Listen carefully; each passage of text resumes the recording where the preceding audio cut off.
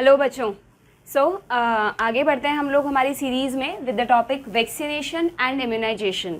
As you know we are discussing about the immunity, जिसमें हम लोग इम्यूनिटी का आई थिंक 90% पार्ट कवर कर चुके हैं। This is the last topic of this immunity, that is vaccination. ठीक है, वैक्सीनेशन वर्ड सुनते ही आप लोगों को क्या अपने दिमाग में एक इमेज बनती है कि वैक्सीन एक्चुअली में क्या होता है। जब भी आप कभी वैक्सीन की बात सुनते, वैक्सीन वर्ड सुनते हैं, तो आप उसे ट्रीटमेंट से कोरिलेट करते हैं बच्चों या प्रिवेंशन से कोरिलेट करते हैं। अगर आप वैक्सीन को ट्रीटमेंट से कोरिलेट कर रहे हैं तो यू आर रॉन्ग। ठीक है, क्योंकि वैक्सीन कभी भी किसी डिजीज़ को ट्रीट करने के लिए नहीं दिया जाता है। ट्रीटमेंट के लिए we have very good medicine, जैसे बैक्टीरियल डिजीज़ के लिए एंटी बैक्टीरियल मेडिसिन हैं हमारे पास, एंटीबायोटिक्स जिन्हें आप कहते हैं, एंटीवायरल हैं वायरल डिजीज़ के लिए। ठीक है, बट वैक्सीन वर्ड जो है it is related to prevention of the disease. Okay, आप किसी भी फॉर्म के लिए वैक्सीन वर्ड तभी यूज़ करेंगे जब वो उस डिज़ीज़ को होने से रोकेगा, ना कि होने के बाद ट्रीट करेगा। ठीक है, ये जो एक कन्फ्यूज़न है, ये टॉपिक पढ़ने से पहले आपके दिमाग में क्लियर होना चाहिए कि vaccine is related to the prevention of the disease, यानी वैक्सीन हमें उस डिजीज़ को होने से पहले ही हमारे इम्यून सिस्टम को रेडी कर देगा। मतलब कि अगर किसी घर में चोरी हो गई है तो उसके बाद जो प्रोसेस किया जा रहा है that is not considered under the vaccination. चोरी ना हो उसके लिए पहले से क्या सिस्टम, क्या प्रिपरेशन हमने की है, that is related to vaccination. ठीक है, जैसा कि मैं आपको हमेशा एग्जांपल देती हूँ कोविड का, क्योंकि we all are facing the pandemic Covid. तो कोविड के लिए भी आप सबको पता है वैक्सीनेशन की मुहिम जोर शोर से चल रही है ना। हर कंट्री में ये कोशिश की जा रही है कि ज़्यादा से ज़्यादा मेंबर्स को, सिटीजन्स को वैक्सीनेटेड कर दिया जाए, जिससे क्या होगा कि अगर वायरस बॉडी पर अटैक करेगा तो ऐसा माना जा रहा है कि बॉडी का इम्यून सिस्टम पहले से ही रेडी होगा उस वायरस से फाइट करने के लिए, और जितना डैमेज वो हमें कर सकता है वो डैमेज नहीं कर पाएगा, बिकॉज प्री प्रिपेयर्ड होंगे हम लोग, हमारा इम्यून सिस्टम प्री प्रिपेयर्ड होगा उस वायरस से फाइट करने के लिए। ठीक है, तो एक्चुअली में वैक्सीन होता क्या है बच्चों, कैसे ये हमारे इम्यून सिस्टम को रेडी करता है to fight with the disease, थोड़ा सा कॉन्सेप्ट समझ लीजिए, फिर हम इसके साइंटिफिक पार्ट पर आते हैं कि एक्चुअली में जब भी हम किसी डिजीज़ का वैक्सीन लगवाते हैं तो सबसे पहली बात तो आप इम्यूनिटी के फर्स्ट लेक्चर को ध्यान करिए। मैंने आपको बताया था कि इम्यूनिटी में दो तरह की इम्यूनिटी होती है, one is natural immunity and one is acquired immunity, है ना। एक्वायर्ड मीन्स जो हम आफ्टर बर्थ अपनी लाइफ टाइम के दौरान एक्वायर करते हैं। तो जो वैक्सीनेशन है बच्चों, it is the part of acquired immunity. Yes और नो, वैक्सीनेशन एक्वायर्ड इम्यूनिटी का पार्ट है। और एक्वायर्ड में भी मैंने आपको बताया था दो टाइप्स होते हैं एक्वायर्ड इम्यूनिटी के, active acquired immunity and passive. Acquired को हम अडेप्टिव भी यूज़ करते हैं वर्ड, अडेप्टिव इम्यूनिटी। यस और नो, भूल तो नहीं गए ना आप लोग पहले के सारे कॉन्सेप्ट्स, बहुत इंपॉर्टेंट है वैक्सीनेशन को समझने के लिए। ठीक है, तो जब हमने एक्वायर्ड इम्यूनिटी के टाइप्स लिखे थे एक्टिव और पैसिव, उसमें देखिए आप अपने नोट्स में मैंने आपको वैक्सीनेशन किसका एग्जाम्पल लिखवाया था। वैक्सीनेशन हमने लिखा था बच्चों एक्टिव इम्यूनिटी में।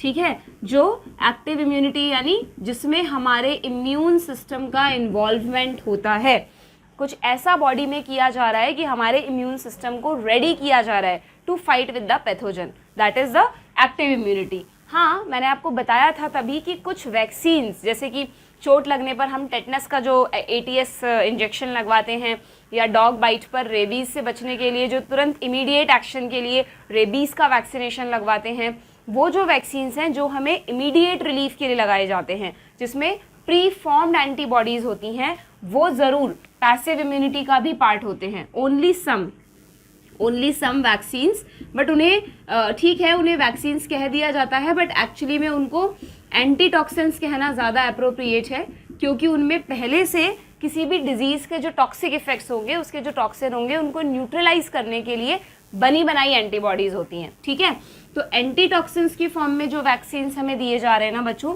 That is the part of passive immunity. ये हम इस टॉपिक के लास्ट में लिख लेंगे। बट जो मेजर वैक्सीन्स की हम बात करेंगे इस टॉपिक में, ठीक है, जैसे कि बर्थ के बाद जितना जो भी पूरा वैक्सीनेशन प्रोग्राम होता है, पोलियो का जो वैक्सीन लगाया जाता है, DPT, हमने कई सारे वैक्सीन्स के नाम डिस्कस किए थे। ठीक है, तो ये सब जो भी हैं बच्चों, they all are the part of active immunity. क्यों भाई एक्टिव इम्यूनिटी का पार्ट क्यों है, ऐसा क्या जा रहा है वैक्सीन में हमारी बॉडी में? तो ध्यान रखिएगा कि जो वैक्सीन है उसमें हमारी बॉडी में एक्चुअली में डिलिबरेटेड पैथोजन को इंट्रोड्यूस किया जा रहा है। समझ रहे हैं आप बात मेरी? डिलिबरेटेड वर्ड का मतलब होता है बच्चों वीकेंड, वीक, ठीक है, या एक वर्ड और यूज होता है एटेनुएटेड। अभी आप लोग कुछ भी नोट डाउन नहीं करेंगे, मैं आपको प्रॉपर नोट्स बनवाऊंगी, इसके पहले समझ लीजिए कॉन्सेप्ट को, ठीक है। तो वीक या एटेनुएटेड फॉर्म जो है पैथोजन की, उसको जो रियल पैथोजन है उसको वीक कर दिया, ठीक है, या उसको एटेनुएटेड फॉर्म में कर दिया, और फिर उस प्रिपरेशन को इंजेक्ट किया जा रहा है पर्सन की बॉडी में। उससे क्या होगा, जब वो वीक पैथोजन हमारी बॉडी में जाएगा तो वो कुछ कर तो सकता नहीं है। क्यों? क्योंकि हमने उसको इतना ज़्यादा डिलिबरेट कर दिया, इतना ज़्यादा वीक कर दिया है कि वो अब अपने टॉक्सिक इफेक्ट शो करने की कैपेसिटी उसके पास नहीं बची, यानी उसका वायरुलेंस बिल्कुल आपने ख़त्म कर दिया है, ठीक है।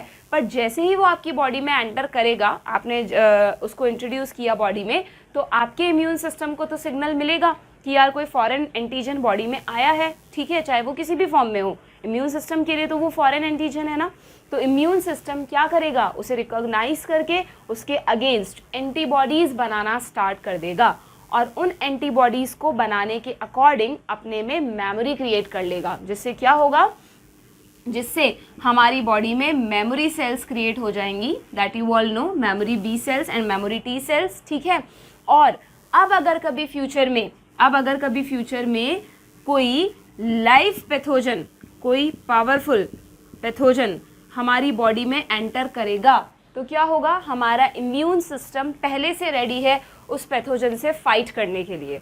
अगर ये सारा प्रोसेस नहीं किया गया होता तो क्या होता, अगर ये प्रोसेस नहीं होता हमारी बॉडी में, तो हमारा इम्यून सिस्टम आराम कर रहा था, उसे क्या पता कि जो पैथोजन कोई आने वाला है उससे कैसे फाइट करना है। बट हमने वैक्सीन की फॉर्म में उस पैथोजन को वीक करके पहले से बॉडी में इंट्रोड्यूस कर दिया, ठीक है, जिससे हमारी बॉडी के इम्यून सिस्टम ने उसे रिकॉग्नाइज करा, उसके अगेंस्ट एंटीबॉडीज़ कैसे बनानी है वो भी पहले से प्रिपरेशन कर ली, कुछ एंटीबॉडीज़ बना के स्टोर भी कर ली, और उनको बनाने के लिए कुछ मेमोरी सेल्स भी बना ली। ये सारा प्रोसेस पहले से इम्यून सिस्टम कर चुका है ना। हाईटेक सिस्टम क्रिएट हो चुका है हमारी बॉडी में। अब अगर वो पैथोजन ने हम पर अटैक किया तो क्या होगा, इन सारी चीज़ों में टाइम वेस्ट नहीं होगा बॉडी का, ठीक है। तो डायरेक्टली जो मेमोरी सेल्स हैं या जो पहले से बनी हुई एंटीबॉडीज़ हैं वो उस पैथोजन पर अटैक करेंगी। मेमोरी सेल्स और एंटीबॉडीज़ मास प्रोडक्शन करेंगी एंटीबॉडीज़ का, और जो पैथोजन से फाइट करेगी हमारी बॉडी, उसमें most of the time winner कौन होगा, हमारा इम्यून सिस्टम, क्योंकि पहले से वो रेडी हो चुका है। आप अगर एग्ज़ाम के लिए पहले से अच्छे से पढ़ लेते हैं, रिवीजन भी कर लेते हैं, तो एग्ज़ाम में आंसर लिखना कोई बड़ी बात तो नहीं है ना। The most important thing is strategy. आप लोगों ने पहले से क्या स्ट्रेटजी बनाई, पहले से क्या तैयारी करके रखी, तो अगर आपकी तैयारी स्ट्रांग है तो फिर विनर आप ही होंगे। बस एग्जैक्टली वही कॉन्सेप्ट वैक्सीनेशन का है।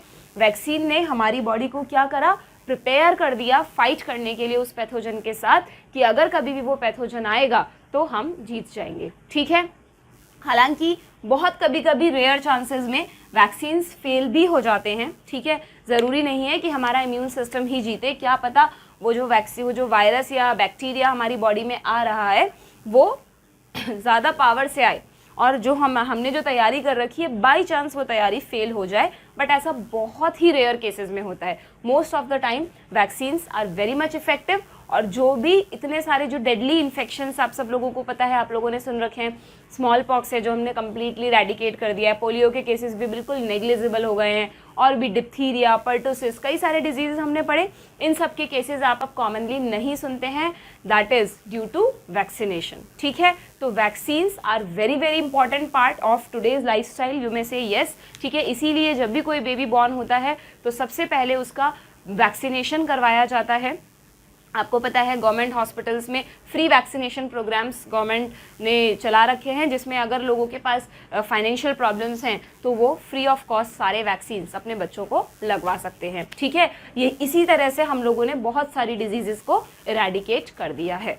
तो आपको इन शॉर्ट समझ में आया कि वैक्सीन क्या होता है। तो vaccine is a kind of prevention which provide which type of immunity, question आता है नीट में और बोर्ड्स में, एक्टिव इम्यूनिटी, है ना। एक्टिव भी किसका टाइप है, यू ऑल नो, एक्वायर्ड। तो यू में से एक्टिव अडेप्टिव इम्यूनिटी या active acquired immunity. Vaccination mostly हमें एक्टिव इम्यूनिटी दे रहे हैं, जब तक एग्जाम में ऐसा कुछ नाम ना हो ना अलग से, लाइक ATS या एंटी रेबीज या फिर एंटी वेनम। साथ साथ में बताते जा रही हूँ मैं, आप लोग कंफ्यूज मत होना कि मैम आप दो दो चीज़ें बता रहे हैं। जो मोस्टली हम वैक्सीनेशन की बात करते हैं वो सब हमारी एक्टिव एडेप्टिव इम्यूनिटी का पार्ट है, बट जो इंस्टेंट रिलीफ के लिए जो वैक्सीन रिलीफ या इंस्टेंटली इमीडिएटली डिजीज़ के एक्शन को रोकने के लिए जो कुछ वैक्सीन्स लगाए जाते हैं, they are the part of passive immunisation also, ठीक है ना, ये पैसिव इम्यूनिटी का भी पार्ट है। बट मोस्टली जितने भी वैक्सीन्स आप पढ़ते हैं that is the part of active acquired immunity, ठीक है। तो वैक्सीनेशन में क्या जा रहा है आपकी बॉडी में बच्चों, वही पैथोजन जा रहा है डेड फॉर्म में। इसीलिए आप सुनते होंगे, जैसे कोविड की बात करें तो कई लोगों में वैक्सीनेशन के साइड इफ़ेक्ट्स भी हो जाते हैं, क्योंकि ये अभी अंडर द ट्रायल है, बहुत जल्दी इस वैक्सीन को रिलीज़ करना पड़ा इस डिजीज़ से लड़ने के लिए, ठीक है। तो इसलिए कभी कभार, बहुत रेयरली कुछ केसेस में ऐसा देखा जा रहा है कि जो डिलिब्रेटेड फॉर्म में हमने कोरोना वायरस को वैक्सीन की फॉर्म में प्रिपेयर किया है, तो वो कभी कभार क्या कर रहा है, बॉडी में रिएक्शंस भी कर रहा है और उसके इफ़ेक्ट आ रहे हैं जो कि नहीं आने चाहिए, ठीक है। बट फिर भी बहुत रेयर ऐसे केसेस देखे गए हैं, तो मोस्टली वैक्सीनेशन इज सेफ। अगर आप लोगों ने नहीं लगवाया है तो go for that vaccine also, ठीक है, क्लियर। चलिए, तो ये हमारा शॉर्ट में वैक्सीन का कॉन्सेप्ट था। अब हम इसको साइंटिफिक तरीके से विद नोट समझ लेते हैं। Just a minute. हाँ जी, तो सबसे पहले वैक्सीन में हम देखते हैं वैक्सीन्स की डिस्कवरी। ये जो इतनी इंपॉर्टेंट चीज़ है वैक्सीन, इसको डिस्कवर किसने किया आप सभी जानते होंगे, यस, एडवर्ड जेनर, है ना। एडवर्ड जेनर, काफ़ी पुरानी बात है, अप्रॉक्सीमेटली 1791 या 96 की बात है कि वो क्या कर रहे थे बच्चों, he was working on a disease that is smallpox. सुन रखा है सब लोगों ने, मैं पढ़ा चुकी हूँ आप लोगों को, चिकन पॉक्स से का सीवियर फॉर्म एक तरह से। चिकन पॉक्स तो आजकल होता है, ट्रीट भी हो जाता है, बट स्मॉल पॉक्स है ना, चेचक, मैंने आपको बताया था, इसके जो स्पॉट्स हैं वो रह जाते हैं और इसमें डेथ होने के चांसेस भी होते हैं, हाई फीवर भी होता है, बट अब ये डिजीज़ इरेडिकेट हो चुकी है। तो 1796 में एडवर्ड जेनर जो थे वो जैसे अभी हम कोविड पेंडेमिक फेस कर रहे हैं ना बच्चों, वैसे ही उस टाइम पर इंग्लैंड में स्मॉल पॉक्स का एपिडेमिक फैला हुआ था। बहुत सारे लोगों को स्मॉल पॉक्स डिजीज़ हो रही थी और इसकी वजह से बहुत सारे डेथ्स भी हो रहे थे। और इतनी ज़्यादा हाईली कॉन्ट्रैक्टेड डिजीज़ तो है ही, आपको पता है, ये कंटेजियस है, एक पर्सन से दूसरे पर्सन को तुरंत हो जाती है, छूने से भी फैल जाती है, स्किन में जो ब्लिस्टर्स होते हैं इसके, ठीक है। तो बहुत सारे लोगों को ये डिजीज़ हो रही थी। तो Edward Jenner was working on this disease. तो उन्होंने क्या एक ऑब्जर्वेशन किया कि जिस एरिया में इसका एपिडेमिक था, इंग्लैंड के जिस एरिया में, तो वहाँ जो रूरल एरियाज़ थे वहाँ के लोगों को स्मॉल पॉक्स इतना ज़्यादा अफेक्ट नहीं कर रहा था। तो उन्होंने देखा यार ऐसा क्यों हुआ, तो व्हाट ही फाउंड कि रूरल एरियाज़ में एक और इसी के जैसी डिजीज़ काफ़ी प्रिवेलेंट थी उस टाइम पर, दैट इज़ काउ पॉक्स, ठीक है, जो कि नाम से ही पता चल रहा है कैटल्स में होती है, ठीक है। और क्योंकि रूरल एरियाज़ के लोग कैटल्स को एनिमल ब्रीडिंग कैटल्स से कैटल फार्मिंग में करते हैं, तो वो लोग ऑलरेडी काउपॉक्स के वायरस के कांटेक्ट में आ चुके थे। अब काउपॉक्स उन्हें तो कुछ करेगा नहीं क्योंकि ये तो एनिमल वायरस है, ठीक है, बट क्योंकि जब ये वायरस उनकी बॉडी में गया तो उनके इम्यून सिस्टम ने उसे फॉरेन एजेंट समझकर उसके अकॉर्डिंग रिएक्शन की, एंटीबॉडीज़ बनाई, मेमोरी सेल्स बनाई, और फिर अगर स्मॉल पॉक्स का वायरस उनकी बॉडी में गया उन पर अटैक करने के लिए, तो पहले से उनका इम्यून सिस्टम इस वायरस को मारने की तैयारी कर चुका था, क्योंकि मोर और लेस ये दोनों वायरस कहीं ना कहीं सेम कैटेगरी के थे, तो सेम तरह से सिम्टम्स क्रिएट कर रहे थे। तो जिस तरह से स्मॉल पॉक्स से फाइट करती है बॉडी, वैसे ही काउ पॉक्स से भी करती है। तो उन लोगों को स्मॉल पॉक्स के सिम्टम्स ही नहीं आ रहे थे। इवन आप कह सकते हैं कि the persons which was infected with cowpox या the persons which are somehow come in contact with the cowpox get immune against smallpox। Edward Jenner ने क्या देखा कि उन लोगों में जो लोग कैटल्स के कांटेक्ट में थे, तो कैटल्स को अगर काउपॉक्स डिजीज़ हुई थी तो वो जो पर्सन्स हैं जो उस काउपॉक्स के वायरस के कांटेक्ट में आए थे, उनमें क्या हुआ, इम्यूनिटी क्रिएट हो गई अगेंस्ट स्मॉल पॉक्स ऑल्सो। तो ये तो बहुत ज़बरदस्त डिस्कवरी हुई। तो उन्होंने सोचा कि यार ये तो बहुत अच्छी चीज़ है, इसका मतलब कि अगर हम किसी भी तरह से काउपॉक्स के वायरस को किसी भी तरह से एक्सट्रैक्ट कर लें, इसके पैथोजन को, और उसके इन्फिल्ट्रेट को लोगों में इंजेक्ट करें, तो क्या होगा, तो स्मॉल पॉक्स की डिजीज़ उन्हें नहीं होगी, ठीक है। और क्यों ना ये चीज़ स्मॉल पॉक्स पे ही करके देख ली जाए, स्मॉल पॉक्स के वायरस को ही इस तरह से डिलिब्रेटेड फॉर्म में, बहुत ही वीक फॉर्म में, है ना, क्योंकि काउपॉक्स तो कैटल्स को होता है, तो वो तो ह्यूमन्स को नहीं प्रॉब्लम कर रहा था, बट अगर स्मॉल पॉक्स के वायरस को सीधा एक हेल्दी पर्सन में इंजेक्ट कर देंगे बिना डिलिब्रेट किए, तो फिर तो आप उसे डिजीज़ कर रहे हो ना।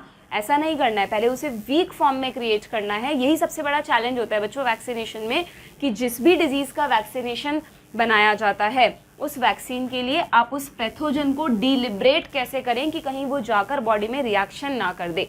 ठीक है, तो इस सब काउपॉक्स और स्मॉल पॉक्स के इस कॉन्सेप्ट से एडवर्ड जेनर ने फर्स्ट वैक्सीन क्रिएट किया। किसके अगेंस्ट?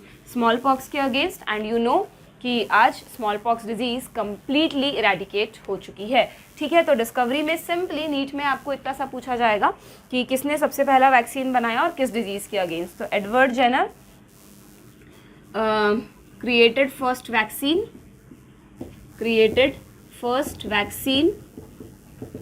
against किसके अगेंस्ट? ध्यान रखिएगा, स्मॉल पॉक्स। ठीक है, while working on cowpox। ठीक है, दोनों डिजीज का नाम कोरिलेट कर पाएंगे, ज़्यादा डिटेल लिखने की जरूरत नहीं है, सिंपल सा क्वेश्चन पूछा जाएगा, एमसीक्यूज में होगा, तो आपको जस्ट ऑप्शन अटेम्प्ट करना है, करेक्ट ऑप्शन आइडेंटिफाई करना है। ठीक है, क्लियर?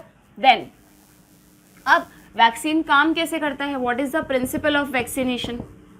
हाँ, तो सिंपली किस प्रिंसिपल पे काम करता है? मैंने आपको क्या बताया कि वैक्सीन में जो डिलिब्रेटेड फॉर्म है उससे हम बॉडी में एक तरह से उसे बॉडी में इंट्रोड्यूस करते हैं, जिससे क्या होगा, अगर कभी वो वायरस रियल में आएगा तो हमारी बॉडी उससे फाइट कर सकेगी। ठीक है, तो उन्हीं की एक ऑब्जर्वेशन एडवर्ड जेनर की मैं यहाँ पर लिख देती हूँ, just a minute. That what is the principle of vaccination? Inducing the mild form of disease, inducing the mild form of disease. ठीक है, मैं उन्हीं के वर्ड्स में लिख रही हूँ बच्चों, that's why inducing the mild form of disease, stimulate the body to develop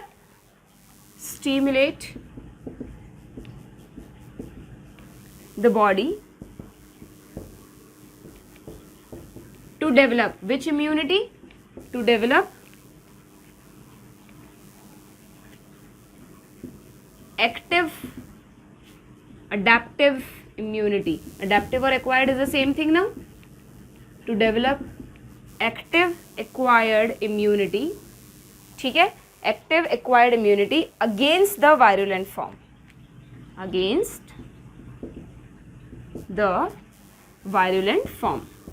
I think clear हो गया आपको प्रिंसिपल या नहीं? दोबारा एक्सप्लेन करूँ स्टेटमेंट को। देखिए क्या प्रिंसिपल है वैक्सीन्स को डेवलप करने का, कि अगर हम किसी डिजीज के माइल्ड फॉर्म को बॉडी में इंट्रोड्यूस करेंगे तो क्या होगा, वो हमारे इम्यून सिस्टम को स्टिमुलेट करेगा। ठीक है, क्यों स्टिमुलेट करेगा? टू क्रिएट एक्टिव इम्यूनिटी, उस पैथोजन को रिकॉग्नाइज करेगा, उसके अगेंस्ट मेमोरी एंटीबॉडीज बनाएगा, मेमोरी सेल्स क्रिएट करेगा, ये सब तैयारी करके रखेगा। क्यों? अगेंस्ट द वायरुलेंट फॉर्म, कि अगर कभी उस पैथोजन की वायरुलेंट फॉर्म हमारी बॉडी में एंटर करती है तो हम तैयार रहें उससे फाइट करने के लिए। ठीक है, तो एक तरह से आप इसे ये भी समझ सकते हैं कि वैक्सीन लगाने से हमारी बॉडी में प्राइमरी इम्यून रिस्पॉन्स ऑलरेडी हो गया और अब हमारी बॉडी सेकेंडरी इम्यून रिस्पॉन्स के लिए रेडी है। और आपको पता है secondary immune response is more intense and it show quick action. ठीक है, तो we will be safe against that disease. तो ये सिंपली वैक्सीनेशन का प्रिंसिपल है। ठीक है, इसे नोट डाउन करिए, फिर मैं आपको मैकेनिज्म लिखवा देती हूँ किस तरह वैक्सीन काम करता है। हाँ जी, आगे बढ़े। नाउ डिस्कवरी हो गया, मैकेनिज्म हो, प्रिंसिपल हो गया। अब आते हैं हम मैकेनिज्म पे कि वैक्सीन एक्ट कैसे कर रहा है बॉडी में, what is the exact mechanism of it. तो देखिए क्या करा हमने वैक्सीन में बच्चों, प्रिपरेशन ऑफ डिलिब्रेटेड, या तो हमने पैथोजन को, ये 3 वर्ड्स मैं यहाँ पर लिख रही हूँ, ध्यान रखिएगा, ऑप्शंस में तीनों में से कोई भी वर्ड हो सकता है, डिलिब्रेटेड, वीकेंड और एटेन्यूएटेड।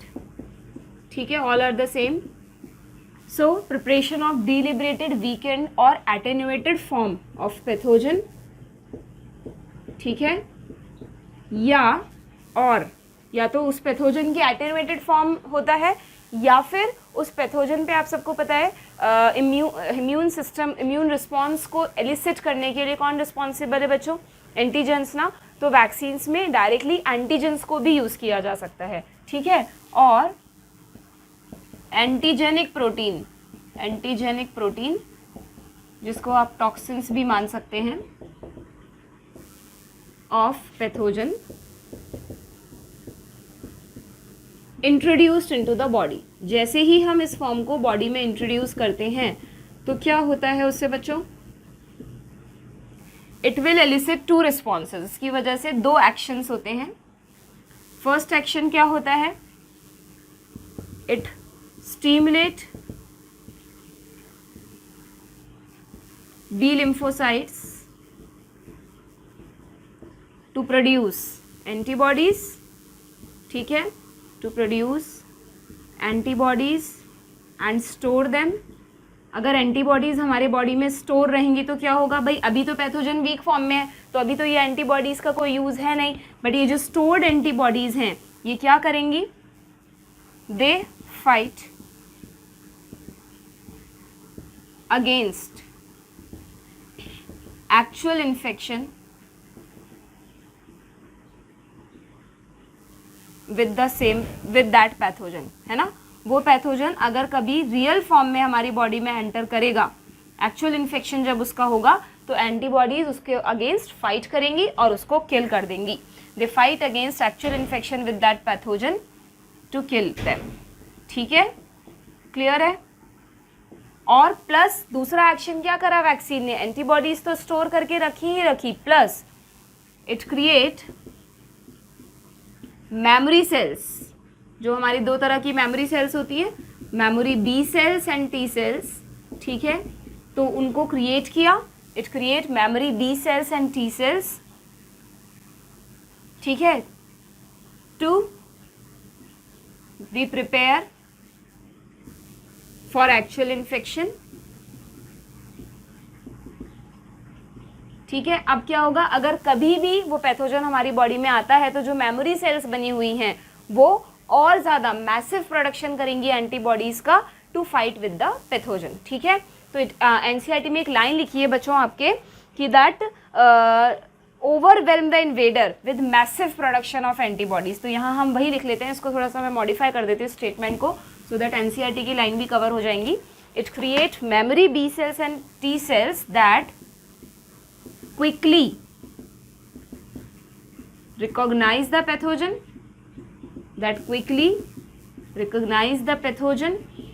ठीक है, that quickly recognize the pathogen during and overwhelm the invader with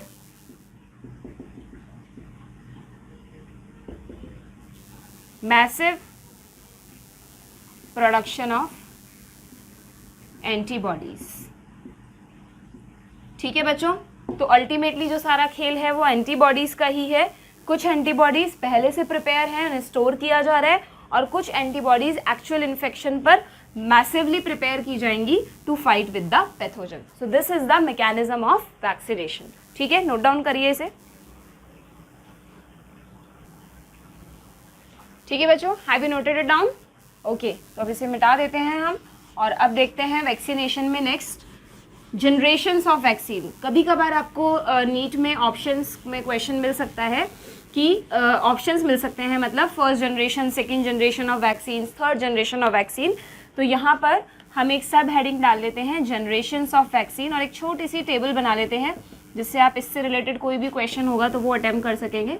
generation of vaccines, ठीक है, इसमें इधर लिख लेते हैं हम कैटेगरी, कौन सी जनरेशन है, ठीक है। यहाँ हम उसका डिस्क्रिप्शन लिख लेते हैं कि इस जनरेशन में वैक्सीन एक्चुअली कैसे प्रोड्यूस किया जा रहा है, और यहाँ उससे रिलेटेड कुछ एग्जाम्पल्स हम लिख लेंगे, ठीक है। तो सबसे पहले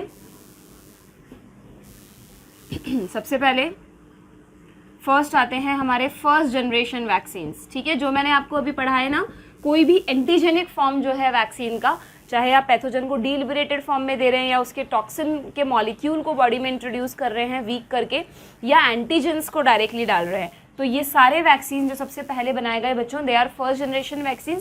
मोस्ट ऑफ द वैक्सीन जो हमारे पास अवेलेबल हैं वो सब फर्स्ट जनरेशन में ही आते हैं, ठीक है। तो फर्स्ट जनरेशन वैक्सीन क्या होता है? It is actually live attenuated pathogen होता है या तो उसमें, ठीक है। एटेनुएटेड का मतलब मैंने आपको बताया वीकेंड या डिलिबरेटेड, एक ही बात है, वीकेंड और डिलिबरेटेड। ऑप्शंस में हो तो पहचान लीजिएगा ऑप्शन को, ठीक है। या फिर फर्स्ट जनरेशन में live form of live pathogen की जगह उसका टॉक्सिन भी यूज़ किया जाता है, टॉक्सिन मॉलिक्यूल्स से भी वैक्सीन्स बनाए जाते हैं, या फिर एंटीजेनिक प्रोटीन्स, ठीक है। एंटीजेनिक प्रोटीन मॉलिक्यूल भी बॉडी में इंट्रोड्यूस किया जा सकता है, ठीक है। मोस्ट ऑफ द वैक्सीन्स जो हमारे पास अवेलेबल हैं बच्चों वो सब इसी में आते हैं, जैसे कि पोलियो वैक्सीन, पोलियो का आप सबको पता है ओरल फॉर्म भी आता है which is called OPV, oral polio vaccine, या इंजेक्टेबल फॉर्म भी है पोलियो वैक्सीन का, ठीक है। उसके अलावा स्मॉल पॉक्स जो फर्स्ट वैक्सीन डेवलप किया गया, इन्फ्लुएंजा का वैक्सीन, जितने भी मोस्टली वैक्सीन्स आप कॉमनली पढ़ते हैं, ठीक है, वो सभी इसी के एग्जाम्पल्स हैं फर्स्ट जनरेशन के। कुछ कंबाइंड वैक्सीन्स का नाम भी मैं बच्चों यहाँ पर लिख देती हूँ, तो सिंगल वैक्सीन्स हुए, जैसे कि DPT पढ़ा था आप लोगों ने। कंबाइंड वैक्सीन्स मतलब ऐसे वैक्सीन जो मल्टीपल डिजीज के लिए एक साथ दिए जाते हैं। किस किस के लिए है? डिप्थीरिया, पर्टुसिस एंड टेटनस, इन तीनों का कॉमन वैक्सीन है। टेटनस के लिए again I am reminding you, tetanus के लिए जो ATS लगता है चोट लगने पर वो पैसिव फॉर्म है वैक्सीनेशन का, और जो टेटनस का टॉक्सॉइड जो बॉडी में डाला जाता है एक्टिव इम्यूनिटी को एक्टिवेट करने के लिए, वो इसका एक्टिव फॉर्म है, ठीक है। तो जो आफ्टर बर्थ जो वैक्सीन लगता है टेटनस का, that is the active form. Then एक बहुत कॉमन एग्जाम्पल है बच्चों, आपको मिल सकता है ऑप्शंस में, BCG जो वैक्सीन है ये लगाया तो जाता है ट्यूबरक्लोसिस के लिए, it give protection against TB, और इसका जो फुल फॉर्म है वो क्या है बच्चों, क्योंकि ये बैसिलस बैक्टीरिया है, बैसिलस के अगेंस्ट बनाया, और 2 साइंटिस्ट ने इसको बनाया था, कालमेट एंड ग्योरिन, तो उन्हीं के नाम पर इस वैक्सीन का नॉमेनक्लेचर किया गया है, ठीक है। थोड़ा सा टिपिकल है, बोर्ड्स में तो पूछेंगे नहीं आपसे फुल फॉर्म लिखने के लिए, अगर नीट में ऑप्शंस में होगा तो आपको ध्यान रखना है, ठीक है। बोर्ड्स में इसलिए कह रही हूँ नहीं पूछेंगे क्योंकि NCERT में वैक्सीन्स के एग्जाम्पल्स गिवन नहीं है, सिर्फ वैक्सीनेशन का कॉन्सेप्ट है, ठीक है, क्लियर। देन DPT हो गया, BCG, MMR हमने पढ़ा था, ध्यान है, वायरल डिजीज हैं तीनों, मम्स, पैरोटिड ग्लैंड की स्वेलिंग, मीजल्स, खसरा, बॉडी पे रैशेज हो जाते हैं, और रुबेला, इसमें भी सेम मीजल्स जैसे सिम्टम आते हैं। तो इन तीनों से प्रिवेंशन के लिए MMR वैक्सीन लगाया जाता है, ठीक है। और भी बहुत सारे वैक्सीन्स हैं बच्चों, ज़्यादातर मैं आपको कह रही हूँ कि जो भी वैक्सीन्स आजकल दिए जाते हैं वो सभी फर्स्ट जनरेशन से बिलोंग करते हैं, ठीक है। और भी सारे एग्जाम्पल्स हम नहीं लिख रहे हैं यहाँ पे, I have mentioned only some vaccines here. Then फिर आते हैं हम सेकेंड जनरेशन ऑफ वैक्सीन पे। ये न्यूली डेवलप्ड वैक्सीन्स हैं बच्चों, सेकेंड और थर्ड जनरेशन, इनको कहा जाता है रिकॉम्बिनेंट वैक्सीन्स। इसके लिए NCERT में एक लाइन दे रखी है आपको, recombinant vaccines, they are created using genetic engineering. अभी आप बायोटेक्नोलॉजी पढ़ेंगे इस चैप्टर के बाद, तो वहाँ पर मैं आपको बताऊंगी कि रिकॉम्बिनेशन क्या होता है एक्चुअली में, जेनेटिक इंजीनियरिंग क्या है, और उससे किस तरह से रिकॉम्बिनेंट वैक्सीन्स क्रिएट किए जाते हैं। अभी के लिए आप ये समझ लीजिए कि रिकॉम्बिनेंट वैक्सीन्स का मतलब होता है कि जिन्होंने थोड़ा बहुत बायोटेक्नोलॉजी पढ़ा है उन्हें ये समझ में आ जाएगा कि जो रिकॉम्बिनेंट DNA क्रिएट करते हैं ना हम बायोटेक्नोलॉजी में, तो जैसे मान लीजिए ये एक प्लाज्मिड है, किसी बैक्टीरिया से हमने प्लाज्मिड निकाला, ठीक है, और उस प्लाज्मिड पर रेस्ट्रिक्शन एंजाइम से कट लगाकर जिस डिजीज़ का वैक्सीन क्रिएट करना है, उस डिजीज़ के DNA का वो जीन हमने निकाला जो उस पर्टिकुलर एंटीजन के लिए कोड करता है। फर्स्ट जनरेशन में आप सीधा एंटीजन बॉडी में इंट्रोड्यूस कर रहे हैं, बट इसका एक साइड इफेक्ट क्या है, एक डिसएडवांटेज क्या है फर्स्ट जनरेशन वैक्सीन्स का, कि sometime they cause allergic problems, या इनकी वजह से रिएक्शंस हो जाती हैं बॉडी में, क्योंकि आप नो डाउट आप उसको वीक करके डाल रहे हो या उसके एंटीजन को डाल रहे हो, but it may cause allergy ना। तो इस प्रॉब्लम को सॉल्व करने के लिए सेकेंड जनरेशन वैक्सीन क्रिएट किए गए, जहाँ पर हम डायरेक्टली एंटीजन को इंट्रोड्यूस नहीं कर रहे हैं, बल्कि उस बैक्टीरिया या वायरस में उस पैथोजन के जेनेटिक मटेरियल से वो जीन निकाल रहे हैं जो जीन इस पर्टिकुलर टॉक्सिन या एंटीजन को कोड करता है, ठीक है, और उस जीन को एक प्लाज्मिड से अटैच कर रहे हैं, ठीक है, और फिर ये जो रिकॉम्बिनेंट प्लाज्मिड है इसको किसी भी एक होस्ट सेल में, जो वो एक बैक्टीरियल सेल हो सकती है या वो यीस्ट हो सकता है, उसमें इंट्रोड्यूस कर देंगे, ठीक है, और फिर वो क्या करेगा, उसका कल्चर करेंगे बायोरिएक्टर से। अगेन ये सब सिर्फ उन्हीं को समझ में आएगा जिनको थोड़ी बहुत बायोटेक्नोलॉजी की नॉलेज है, ठीक है। और ये जो रिकॉम्बिनेंट वैक्सीन है ये यीस्ट या बैक्टीरिया में मल्टीप्लाई करेगा, ठीक है, ये सेल्स भी मल्टीप्लाई करेंगी और इन्हीं के अंदर ये एंटीजेनिक प्रोटीन्स प्रोड्यूस करेगा, ठीक है, और फिर इन एंटीजेंस का वैक्सीन बनाकर पर्सन को लगाया जाएगा, ठीक है। तो इससे एडवांटेज क्या हुआ, एक तो हम बैक्टीरिया वायरस से डायरेक्टली एंटीजेंस निकाल रहे थे, बट यहाँ पर हमने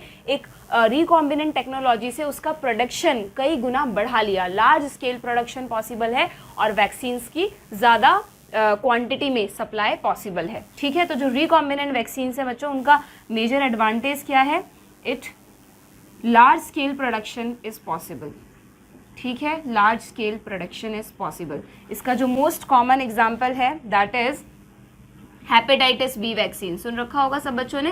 हेपेटाइटिस बी का जो वैक्सीन है बच्चों, उसे ब्रैकेट में लिख लीजिएगा, नीट में कॉमनली पूछा जाता है, यीस्ट को यूज़ कर कर उसे बनाया गया। वहाँ पर जो होस्ट सेल है वो यीस्ट होती है, उसको मल्टीप्लाई करने के लिए यीस्ट को यूज़ किया गया, दैट्स वाई इधर हमने यीस्ट लिखा है, ठीक है। तो hepatitis B is one of the example of vaccine which is created by using recombinant DNA technology. ये टेक्नोलॉजी क्या होती है वो आप डिटेल में बायोटेक्नोलॉजी में पढ़ेंगे, ठीक है। और जो लास्ट है जिसके बारे में आपको ज़्यादा डिटेल नहीं पढ़नी है, सिर्फ आप उसका नाम याद रख लीजिएगा, that is third generation vaccines, ठीक है। थर्ड जनरेशन वैक्सीन्स, ये और भी मॉडिफाइड फॉर्म है वैक्सीन का, इनको कहा जाता है बच्चों डीएनए वैक्सीन।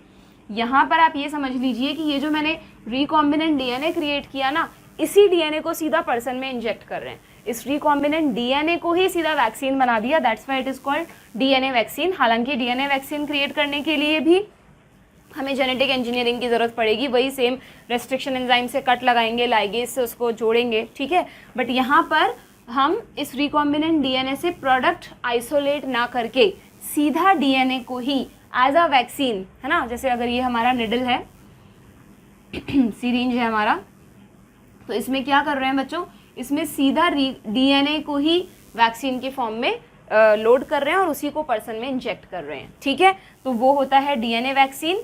और इसका ये अभी अंडर ट्रायल है बच्चों। डीएनए वैक्सीन जो हैं बहुत ज़्यादा नहीं बने हैं, बट कुछ कैंसर्स के लिए जैसे ल्यूकीमिया वगैरह के लिए इस तरह की टेक्नोलॉजी को इन्वेंट किया जा रहा है, ठीक है। तो डीएनए वैक्सीन में आप एक एग्जाम्पल लिख लीजिए डीएनए वैक्सीन का, human DNA based leukaemia vaccine. Leukaemia you all no, blood cancer. अभी हम नेक्स्ट लेक्चर में एड्स के बाद कैंसर डिस्कस करेंगे, वहाँ ल्यूकीमिया आप पढ़ेंगे। ब्लड कैंसर को कहा जाता है, WBCs का नंबर बहुत ज़्यादा बढ़ जाता है, ठीक है।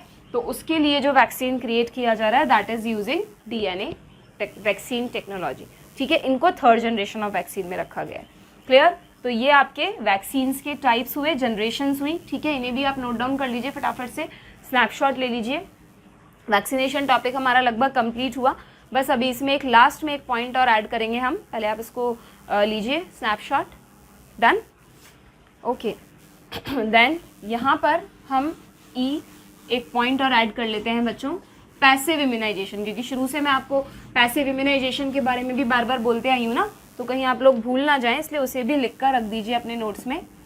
पैसिव इम्यूनाइजेशन, वैसे तो वैक्सीन्स कौन सी इम्यूनिटी प्रोवाइड करते हैं हमें, active acquired immunity, but there are some vaccines जो कि एंटीटॉक्सिन्स हैं एक्चुअली। इनको वैक्सीन के मतलब आप यूँ कह सकते हैं कि वैक्सीन कहना एक तरह से गलत भी है, क्योंकि यहाँ पर इस वैक्सीन में आप कोई डिलिबरेटेड पैथोजन तो इंट्रोड्यूस कर नहीं रहे, आपने डायरेक्टली लेबोरेटरी में एंटीबॉडीज़ डेवलप कर ली हैं, ठीक है। और उन रेडीमेड एंटीबॉडीज़ को या उस एंटीटॉक्सिन को आप पर्सन में इंजेक्ट कर रहे हैं, जिससे अगर जैसे डॉग ने बाइट किया, अगर वो एक रैबिट डॉग है और उसके सलाइवा में रेबीज़ का वायरस है, रेब्डो वायरस, तो अगर वो हमारी बॉडी में एंटर कर गया होगा तो हमें कोई ऐसा इमीडिएट एक्शन चाहिए जो तुरंत उस रेबीज़ के वायरस के इफ़ेक्ट को न्यूट्रलाइज कर दे। तो इस जो इतनी डेडली इन्फेक्शंस हैं, टेटनस, रेबीज़, ठीक है, या जो स्नेक वेनम होता है, उन पे बचने के लिए हम एक्टिव वैक्सीनेशन वाले कॉन्सेप्ट पर यकीन नहीं कर सकते हैं. That's why we created passive immunisation. ठीक है, तो passive immunisation is what? It is a method in which preformed or ready-made antibodies, ठीक है, ध्यान रखिएगा, ये वर्ड बहुत इंपॉर्टेंट है. तो इम्यून सिस्टम का इन्वॉल्वमेंट नहीं है, बनी बनाई चीज़ प्रोवाइड कर रहे हैं हम उसको. ठीक है, it is a method in which preformed और readymade antibodies are introduced into body. ठीक है, टू क्रिएट पैसिव इम्यूनिटी. कौन सी इम्यूनिटी बच्चों? Passive. To create passive immunity against pathogen. ठीक है, इसके एग्जाम्पल्स क्या होंगे बताइए? इसके एग्जाम्पल्स हम पहले भी लिख चुके हैं. ATS that is anti tetanus serum. यहाँ पे आपने टेटनस के पैथोजन को डेड फॉर्म में नहीं दिया, मतलब एटेन्यूएटेड फॉर्म में नहीं दिया है बॉडी में, आपने उसका एंटीटॉक्सिन बनाकर बॉडी में डाला है. ठीक है, देन ATS के बाद एक हो गया आपका एंटी वेनम, स्नेक बाइट के अगेंस्ट जो दिया जाता है, और एंटी रेबीज.